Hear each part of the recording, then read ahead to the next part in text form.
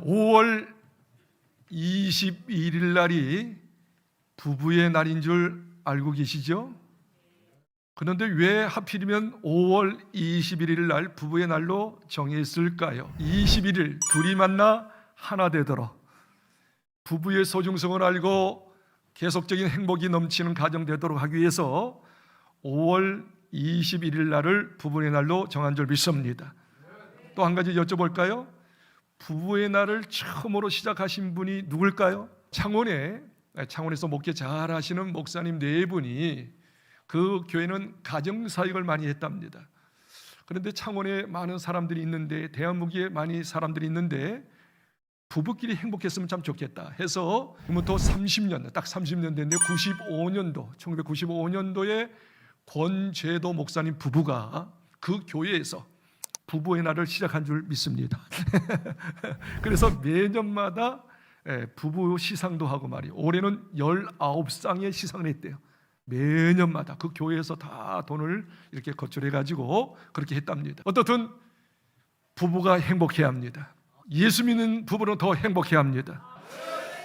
이 세상에서 가장 복이 뭘까? 뭐 여러 가지 복이 있죠. 물질의 복, 건강의 복 등등의 복이 있는데 성경적으로 볼 때 이 세상에서 가장 큰 복을 하나님이 주셨어요. 그 복이 바로 부부가 즐겁게 사는 것. 전도서 9장 9절 말씀을 한번 읽었으면 좋겠어요. 내 헛된 평생의 모든 날, 곧 하나님이 해 아래에서 내게 주신 모든 헛된 날에 내가 사랑하는 아내와 함께 즐겁게 살지어다. 그것이 내가 평생의 해 아래에서 수고하고 얻은 내 몫이니라. 이 말씀을 곱씹어 보니까 첫 부분에 보니까 평생의 모든 날이라고 그랬어요. 평생이 모든 날, 일평생을 말하죠. 그리고 그 밑에 평생에 너에게 준 몫이 있다고 그랬어요. 몫이라고 하는 것은 상급이에요. 가장 큰 복이에요. 그게 뭐냐니까 중간에 보니까 너의 아내와 즐겁게 살지어다. 아내만 집어넣는 것은 그냥 대표적으로 그렇게 집어넣는 거예요. 남편과 아내가 같이 즐겁게 사는 것, 행복하게 사는 것이 내가 너에게 준 가장 큰 복이다. 그래서 예수 믿고 구원받은 사람은 정말로 부부끼리 행복하게 즐겁게 살아야 될 줄 믿습니다. 그런데 이게 행복이 쉽게 주어지는 게 아니더라고요. 행복이 그냥 쉽게 주어지면 얼마나 좋겠어요. 행복이라고 하는 것은 노력해야 합니다. 공부해야 합니다. 아멘 안 할 줄 알았어요. 하여튼 행복하기는 원하지만 공부는 지럽게 안 하죠. 그리고 훈련받아야 합니다. 노력해야 합니다. 기도해야 합니다. 러시아의 격언에 이런 격언이 있어요. 어머니가 자식에게 이야기하는 거예요. 자식이 장성해서 이제 뱃사공이 됐어요. 아들을 불러놓고 이렇게 이야기했답니다. 네가 이제 앞으로 배를 타는데 이 배에 순간순간 어려움이 많이 있지 않느냐, 위험이 많이 있지 않느냐, 풍랑이 일고 여러 가지 파도를 일 수가 있으니까 매일같이 한 번씩 기도하려무나. 나도 너를 위해서 기도하겠다. 배 타는 거 위험한 거야. 하루에 한 번씩 꼭 기도해야 해. 그리고 얘가 이제 그 배 타는 걸 그만두고 막 전쟁이 일어났는데 전쟁터에 군대에 들어가니까 어떻게 해요? 죽게 될 수 있잖아요. 그래서 어머니가 군대에 들어가는 아들한테 이야기합니다. 아들아, 군 생활은 더 위험한 일이 많아. 또 전쟁이 일어나지고 있지 않니? 그러니 하루에 2번씩 기도하려무나. 이 엄마도 너를 위해서 기도하겠다 하고서 보냈어요. 그리고 군대에 잘 제대를 했어요. 그리고 이제 배우자를 만나 결혼하게 됐습니다. 그때 어머니가 결혼하게 된 아들에게 이렇게 얘기합니다. 아들아, 내 말을 잘 들어라. 결혼은 말이야, 배 타는 것보다, 그리고 군대에서 싸우는 것보다 더 위험하고 더 힘든 것이란다. 그러니 결혼을 위해서 하루에 3번씩 꼭 기도하려무나. 엄마도 너를 위하여 기도하겠다. 그래서 결혼을 시켰다는 거예요. 여러분 꼭 기억하십시오. 결혼 정말로 행복이 저절로 오는 게 아니에요. 피차 맞지 않는 전혀 다른 사람이, 성격이 다르고 모든 기호가 다른 사람이 30년 40년 살다가 만나서 결혼하게 되어지면 얼마나 티격태격 싸우겠습니까? 안 맞는 게 많겠습니까? 위험한 요소가 많죠. 그렇기 때문에 결혼을 위해서 특별히 한 번 기도할 것이 아니고 2번 기도할 것이 아니고 3번, 3번이나 가서는 완전수예요. 계속 하라고요. 많이 하라고요. 하나님의 돌보심이 없이는, 하나님의 은혜 없이는 성공적인 결혼생활, 행복한 결혼생활 못한다 그거예요. 그래서 기도 많이 하라고 말씀하고 있는 줄 믿습니다. 다시 이야기하겠어요. 결혼 호락호락 하는 것이 아닙니다. 그냥 좋아서 하는 것이 아닙니다. 기도 많이 해야 합니다. 그리고 아버지 훈련, 어머니 훈련 많이 해야 합니다. 그래서 정말로 위험이 많이 있을 때마다 지혜롭게 남편 역할 잘하고 아내 역할 잘함으로 위기를 극복해서 아름다운 가정, 행복한 가정이 되는 것이지 그냥 주어지는 게 아니더라 말이죠. 이 아침에 여러분이 정말로 행복한 가정 꾸미고 행복한 부부가 되기를 이종이 악수고대합니다. 그래서 오늘 저는 정말로 여러분이 행복한 가정, 행복한 부부가 되기 위하여 성경적인 원리, 어떻게 하면 좋은 부부, 행복한 부부가 될 수 있을지 성경적인 원리 말씀드릴 터이니 기도만 잘 듣고 마음에 새기고 붙잡고 적용함으로 행복한 가정, 행복한 부부 되기를 준비하세요. 축원합니다. 축원합니다. 아까 우리가 읽었던 창세기 2장 18절부터 25절의 말씀은 하나님께서 직접 중매하셔서 아담과 하와를 중매해서 결혼식을 합니다. 결혼식을 하면서 하나님께서 이들이 행복하게 살도록 하기 위해서 하나님이 직접 주례사를 하는 내용이 오늘 본문의 말씀이에요. 창세기 2장 18절로 25절은 다른 말씀이 아니에요. 하나님께서 아담과 하와를 딱 앞에 두고 주례한 거예요. 이렇게 살려무나 그러면 반드시 행복한 가정, 행복한 부부가 될 수 있으니 내 말을 꼭 명심하여 적용하거라. 그래서 오늘은 이 말씀은 하나님께서 우리에게 부부에게 주신 주례사의 말씀이에요. 잊어버리면 안 됩니다. 마음에 새겨야 합니다. 그 말씀 붙잡고 기도할 뿐만 아니라 적용하며 살며 아름다운 행복한 가정 부부가 되기를 예수 이름으로 다시 한번 축원합니다. 그렇다면 하나님께서 이 아담과 하와에게 주셨던 주례사는 뭘까요? 행복한 부부가 되도록 하기 위해서 어떤 말씀을 하셨을까요? 4가지 말씀을 하셨어요. 첫 번째는 뭐냐면 돕는 배필이 되도록 힘을 쓰십시오. 두 번째입니다. 상대방의 다름을 인정하십시오. 그 다음에 세 번째입니다. 절대 가정 안의 문제들을 가지고 다른 사람에게 막 누설하지 마십시오. 너무 많이 이야기하지 마십시오. 가정의 문제는 누가 해결되느냐? 부부가 해결해야 해. 둘이 하나가 될지니라. 하여튼 자녀에게도 이야기하지 마세요. 친척들에게도 이야기하지 마세요. 친구들에게도 이야기하지 마세요. 어떻든지 가정의 문제는, 부부의 문제는 자기끼리 해결해야 합니다. 둘이 하나 돼야 합니다. 아멘 좀 하소. 굉장히 중요한 이야기예요. 둘이 무슨 일이 있어도 해결하라. 4번째입니다. 여러분의 부끄러움을 오픈하십시오. 그리고 부끄러워하지 마십시오. 부끄러워하지 않을 때 행복이 시작됩니다. 진짜 여러분이 행복한 부부가 되기 위해서는 돕는 배필이 되어야 합니다. 오늘 성경 말씀을 읽겠습니다. 여호와 하나님이 이르시되 사람이 혼자 사는 것이 좋지 아니하니 내가 그를 위하여 돕는 배필을 지으리라 하시니라. 아멘. 불행의 시작이 뭔지 아십니까? 불행이요, 불행. 이혼의 시작이 뭔지 아십니까? 상대방에게 너무 많이 기대하고 요구하기 때문에 불행이 시작하는 거예요. 잘 보세요. 이 사람하고 결혼하면 이런 거 채워지겠지.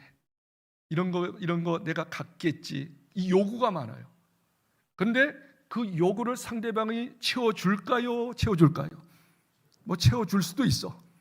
그러나 거의 다 90% 사람들이 채우지 못합니다. 남편이 채우지 못하고 아내가 채우지 못합니다. 하나님은 우리의 연약함을 알기 때문에 말씀하십니다. 결혼하는 이여, 부부된 이여, 돕는 배필이 되십시오. 상대방에게 기대를 많이 줄이고 내가 상대방의 부족함을, 단점을 채우고 부족함을 돕는 자가 되십시오. 그럴 때 행복이 시작되지.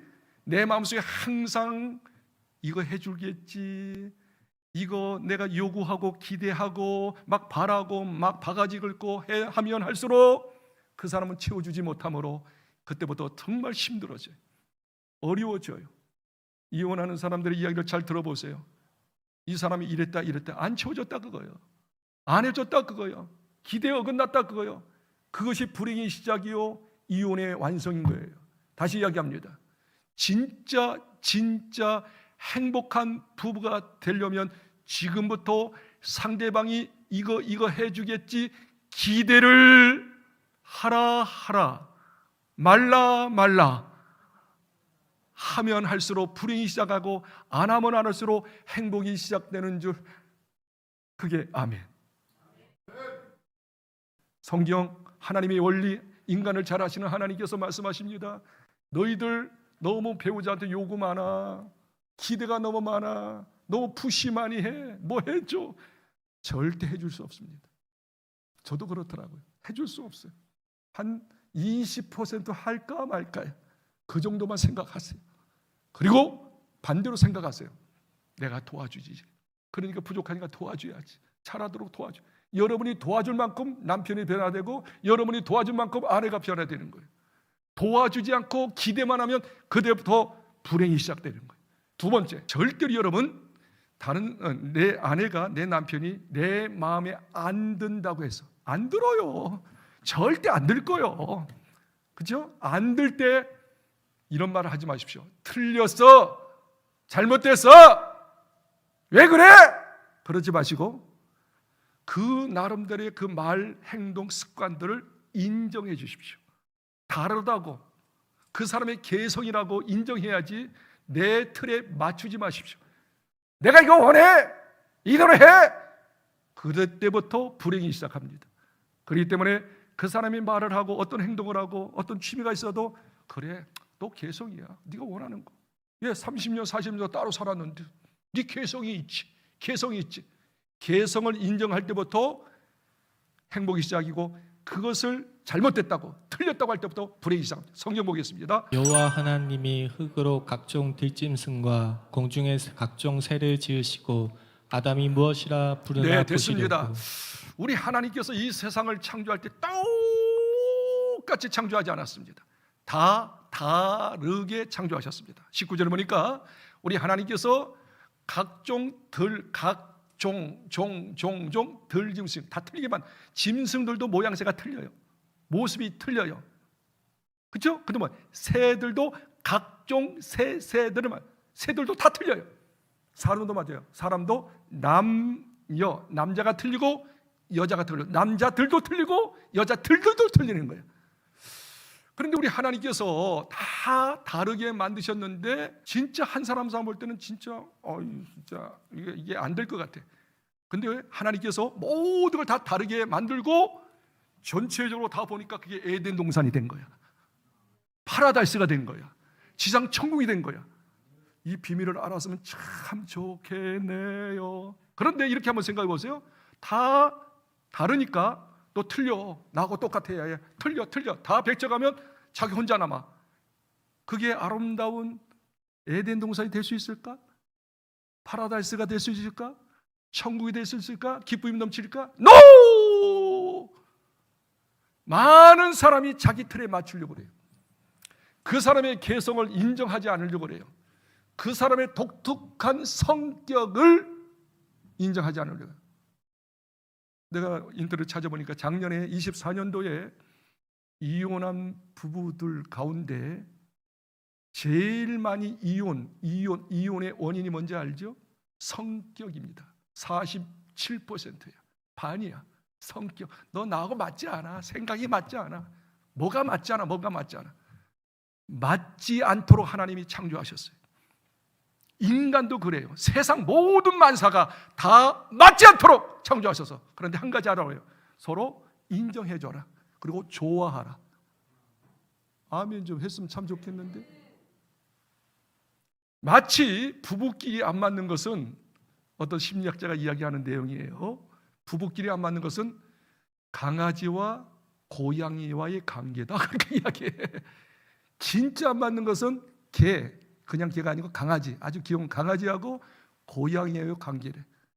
자, 그러면 강아지는 어떻습니까? 강아지가 외형적이에요. 사람 보면 좋아해. 살랑살랑살랑, 꼬리 살랑살랑 하면서, 그렇죠? 친밀성이 있잖아. 근데 고양이는 정반대야. 자기 혼자 있기를 원해. 그리고 어떻게 해요? 좀 가면 막 피해. 그리고 화나면 어떻게 해요? 꼬리를 확 올려요. 확 째려보고 말이에요. 근데 그게 잘못됐습니까? 그게 고양이야.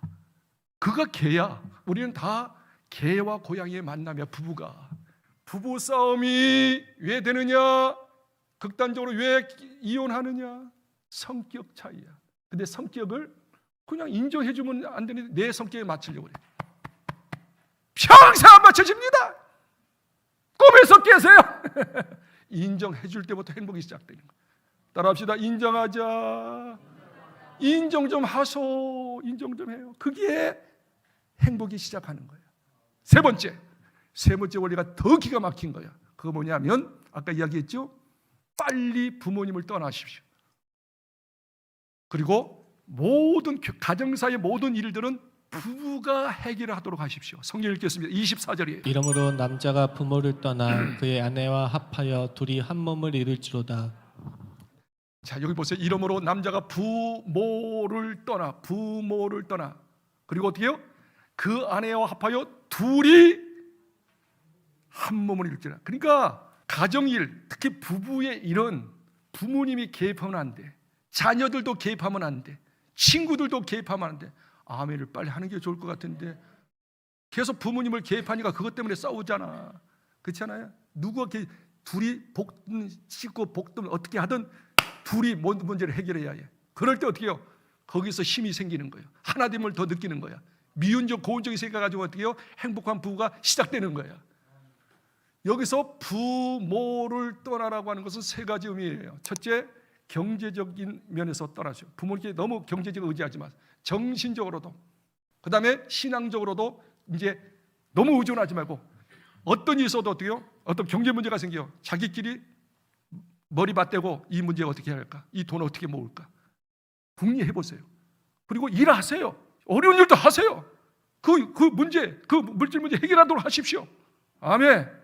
그리고 같이 기도하려고 하십시오. 성경 보려고 하십시오. 예배 드리려고 하십시오. 그래서 어떻게 해요? 어찌하든지 부부끼리 상의하고 같이 어떤 어려움도 같이 고난을 같이 나누고 일도 하고 물질 문제도 해결하고, 그렇죠? 그리고 기도하면서 문제를 해결하려고 하다 보면 거기서 이상하게 처음에는 힘들고 뻑뻑거리지만 어떻게 해요? 의견이 하나로 모아져. 같이 일하니까 어떻게 해요? 고생을 보람을 느껴요. 그리고 기도하니까 서로 기도해주고 믿음을 하나 되니까 또 성령께서 하나가 되게 하셔. 다시 이야기합니다. 절대로 이제 모든 문제에 있어서 자녀가 개입하지 않도록 하십시오. 자녀요, 자녀. 진짜 남편들, 특히 남편들이 속상한 게 뭔지 알아요? 저도 마찬가지일 수 있어요. 우리 부부의 일이에요. 가정의 일이에요. 그런데 남편하고 하나 되도록 남편끼리 어떻든 같이 해결하도록 해야 하는데 거기에 자녀에게 이야기해, 부모님한테 이야기해, 다른 사람에게 진짜 기분 나빠요. 부부 일인데, 가정 일인데 누구한테 이야기한단 말이에요. 특히 부부는 자녀들도 개입되면 안 돼. 아시겠어요? 권위가 추락됩니다. 특히 남편이 정말 속상한 거예요. 아멘이요. 아멘. 아멘. 다 남자들만 아멘을 하는 거 봐. 다 동감하지 않아. 여자들은 아멘 안 해. 그냥. 절대 부부는 부부끼리 해결해야지 누설하지 마자. 자녀가 개입되면 안 돼. 부모님이 개입되면 안 돼. 친구들이 개입되면 안 돼. 어떻든 둘이 해결하도록 하십시오. 기도하십시오. 상의하십시오. 노동도 하십시오. 못할 거 없어요. 다 할 수 있어요. 성경이 올립니다. 둘이 하나 되어라. 부모님을 떠나라. 믿으시면 아멘. 마지막 네 번째 올립니다. 25절 읽고 정리하겠습니다. 아담과 그의 아내 두 사람이 벌거벗었으나 부끄러워하지 아니하니라. 굉장히 중요해요. 다시 아담과 그의 아내 두 사람이요, 한 사람 아니에요. 두 사람 다 벌거벗어야 해요. 그런데 중요하죠. 부끄러워하지 아니하자. 부끄러워하지 않아야 합니다. 벌거벗었다고 하는 것은 자기의 단점, 자기의 잘못된 것, 자기 심지어 실수, 죄를 말합니다. 혼자 담고 있지 마십시오. 죄라고 하는 거, 잘못이라고 하는 건 감출 수 없어요. 영원히 감출 수 없어요. 다 드러날 수밖에 없어요. 특히 부부끼리는 마음이 통하잖아요.